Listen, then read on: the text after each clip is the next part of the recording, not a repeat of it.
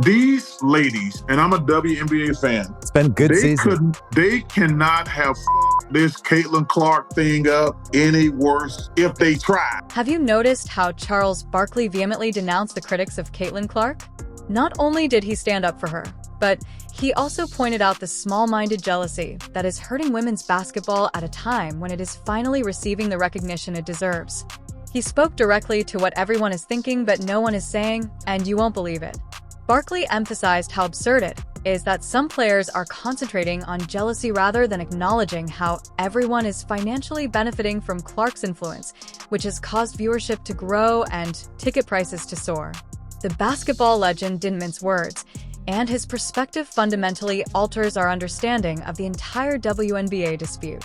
If you got people in a room, if you got a bunch of dudes in a room and says, let's fuck up the WNBA, we couldn't have came up a master plan what these women have done. Have you heard Charles Barkley's recent remarks regarding Caitlin Clark? He didn't merely defend her. In 2 different interviews, including one on the Bill Simmons podcast, Barkley criticized the entire WNBA for what he sees as happening to the rookie sensation. And believe me when I say that he didn't hold back at all. Petty jealousy. Petty jealousy. And it's really unfortunate because what she's done for the game, listen, I believe in rookie hazing, but some of the criticism has gotten over. Barkley labeled it petty jealousy outright, while other observers skirted the subject with well-chosen language. That's correct. He gave a name to what many fans have been observing, but few insiders have been willing to admit. Barkley wants to tell it like it is, and isn't interested in playing politics or forming friendships. He also sees jealousy from more seasoned WNBA players who ought to be welcoming Clark with open arms. The girls got to grow up and you know what? I can go at her hard on the basketball court, but the visibility and stuff she's bringing to the league is going to fill all our wallets up in the long. Barkley finds this extremely annoying because of the timing. After years of neglect, women's basketball is now receiving the widespread recognition it deserves. Additionally, some players are causing needless fuss rather than commemorating this event. Barkley noted that what ought to be a celebration of women's basketball reaching new audiences and achieving previously unheard-of levels of popularity is being totally overshadowed by the hostility. It's just petty jealousy, and it's really unfortunate because, and the thing that's really bad right now, we're not even talking about basketball. That's the problem that I have with the whole. The fact that we aren't even discussing basketball is the true issue. In one of his interviews, Barkley stated, and he is entirely correct, it seems like the basketball is taking a backseat to the narrative surrounding it, as the focus has switched from discussing incredible plays, team tactics, or the game itself to drama and tension that have little to do with what occurs on the court. But what's bad, instead of talking about all the good things happening for the WNBA, we're talking about negativity. And all publicity, there used to be that old saying, all publicity is good publicity. No, it's not. Not when you're a niche sport trying to get the consumers to buy in. The cheap shots Clark has been getting, both verbally and physically, that go much beyond the typical rookie treatment were expressly brought to light by Barkley. Every rookie is put to the test, but Sir Charles believes that what is occurring with Clark goes too far. And people pay attention when a Hall of Famer with Barkley's credentials talks. But the number of attention, eyeballs, she's brought to college and the pros, and for these women to have this petty jealousness, you say to yourself, damn, what is going on? What makes Barkley's remarks so significant is exactly who he is. This isn't just any talking head or influencer on social media trying to get likes. This is NBA icon Charles Barkley, an Olympic gold medalist and one of the most revered voices in basketball history. His views have the authority of someone who has seen the wars personally and is an expert in the sport. And like I say, she was going to go through some growing pains, but like I say, it's just a lot of petty jealousy out there, and it's really unfortunate. It's taken away from the women's game. She was going to experience some growing pains, as I mentioned, but as I also say, there is a lot of petty envy out there, which is really bad because it detracts from the women's game. Barkley's voice was filled with indignation as he described how this hostility is occurring just when women's basketball is finally receiving the recognition it merits. He repeatedly underlined that this emphasis on drama and controversy is actively impeding women's basketball's development at a time when it has the potential to soar to new heights. The stuff toward her is petty and jealous. And the thing I love about her, she never said. Some seem intent on discrediting Clark rather than using her fame to boost the sport as a whole. Barkley pointed out that Clark's prominence and exposure inside the league will ultimately enrich everyone's wallets, making the jealousy not only trivial but counterproductive. Couldn't have fucked this thing up any worse. Because we have talked, and talking about Asia. Asia Will's the best woman player in the world right now. She's incredible. Connecticut Sun's having a great year. The Minnesota Lynx is having a great year. But there's been so much negativity, and a lot of it is just petty jealousy. Given that we have discussed Asia, they couldn't make this situation worse. Right now, AJ Will is the world's top female player. She is amazing. The Connecticut Suns are enjoying a fantastic season. Although the Minnesota Lynx are enjoying a fantastic season, there has been a lot of vitriol, much of it due to petty jealousy. Even if some athletes are occupied with criticizing Caitlin Clark off the court, their financial records reveal an entirely different picture. Not only is the WNBA's financial explosion since Clark on the court remarkable, but it is also revolutionizing the whole women's basketball industry's business environment. Charles Barkley, who calls out people who are unable to perceive the golden goose among them, is the only one who can see this more clearly. This girl is incredible. What she did in college for women's basketball, what she's doing in the WNBA. She turned the Fever, we're 1-8. They have a winning record now. This time, let's discuss real money. Have you seen the recent spike in Indiana Fever game ticket prices since Clark joined the league? We're talking about sold-out arenas, fans vying for seats, and secondary market prices that were unthinkable only a year ago. This is more than a brief hiccup. A financial revolution is taking place right now, and it's really unfair because, man, she got you look at the ratings for the draft for the WNBA, she's making everybody. Barkley's emphasis that Clark is creating money for everyone, not just herself, was unmistakable. Every player, coach, and executive in the WNBA is profiting from the Clark effect. Consider that for a moment. Even if some players are upset about the attention she's receiving, her current situation is making their own financial futures better every day. I think she's got some deals. Good for her. I mean, the girl just set the record for the most points ever scored in college. I mean, that's pretty incredible. I believe she has some deals. The girl just broke the record for the most points ever scored in college. So good for her. I mean, that's really amazing. The stats speak more than words ever could. WNBA viewership is not only increasing, it is soaring. Records are being broken by Indiana Fever games in terms of both TV viewership and venue attendance. These are more than just numbers. They reflect actual, financially motivated women's basketball fans who are now more involved in the sport than they were in the past. That's what I was getting ready to say. Yeah. Giving her that time off has given her a chance to recharge her batteries.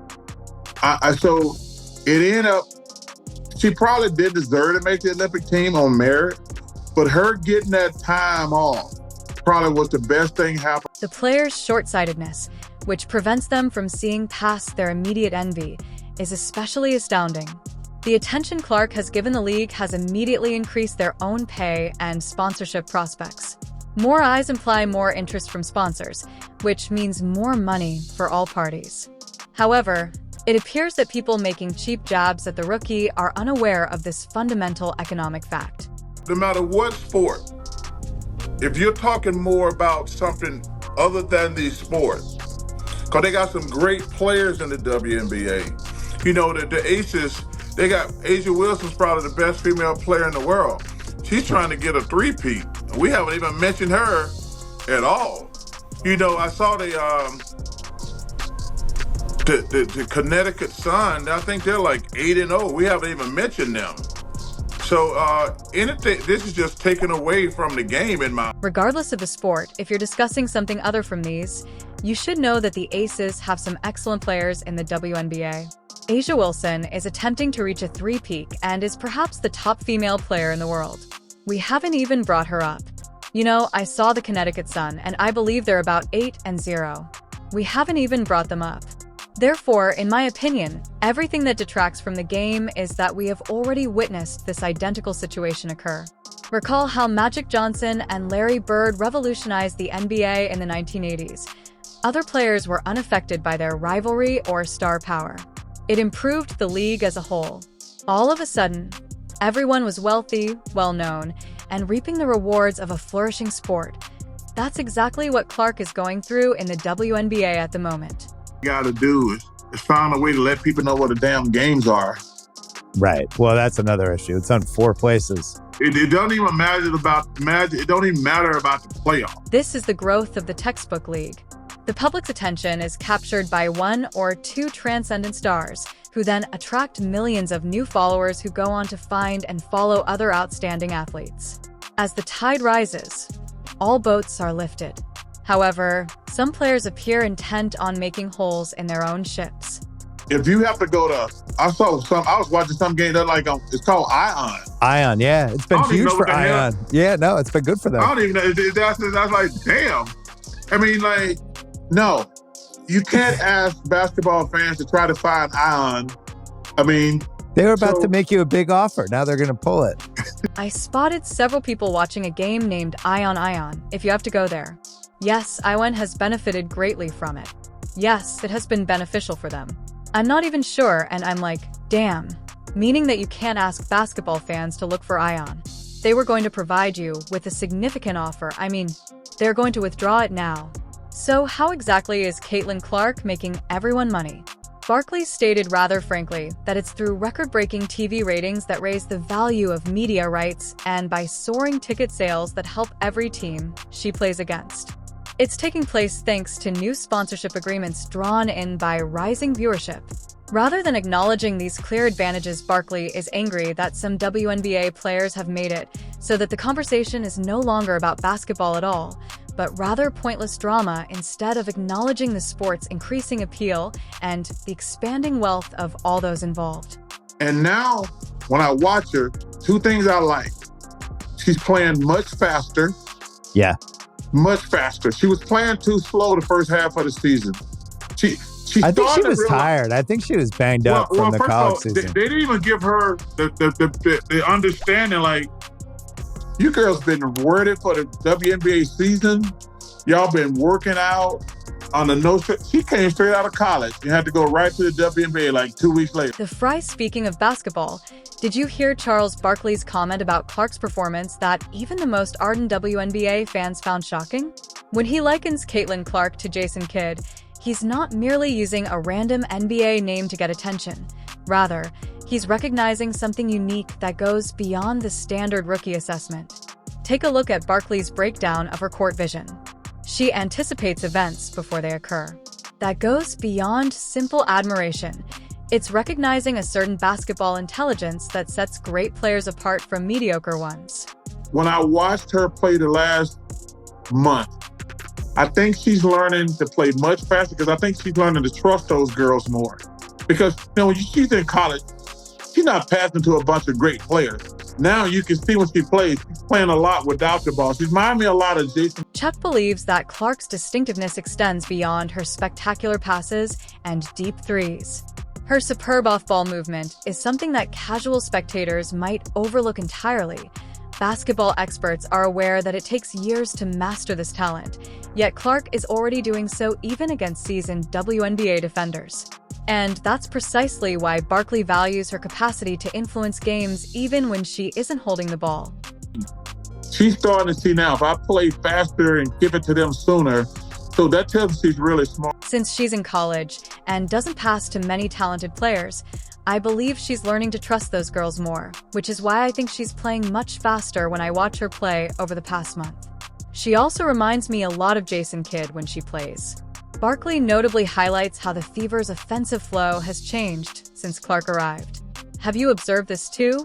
Her teammates are playing more selflessly and slashing harder because they know that Clark will find them if they become vulnerable. This rookie is changing the basketball culture of a whole team, not simply fitting into a scheme. Like I say, I think she had one other girl on her team who made it to the WNBA, but she's learning now, I can play without the ball. Remember how most rookies would have been upset if Clark hadn't made the Olympic team? Barkley pointed out that Clark made strategic use of that time.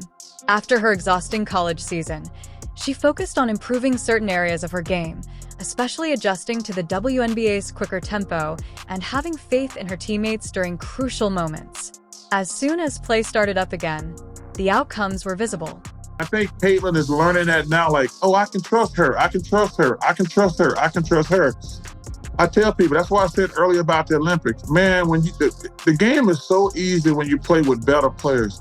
The game is only hard when you play with guys who suck. The most remarkable thing about Barkley Clark's adaptations under criticism is that no WNBA rookie has ever gone through it. Under a microscope, every turnover and every missed shot are examined. Nevertheless, she keeps improving herself and encouraging her teammates. Barkley claims that her basketball IQ is really high. She improves everyone in her vicinity. They got to figure out the schedule for the playoffs, because I just think going against football is just a no-win situation. I would love to see them try to figure out the little nooks so that they can actually get attention.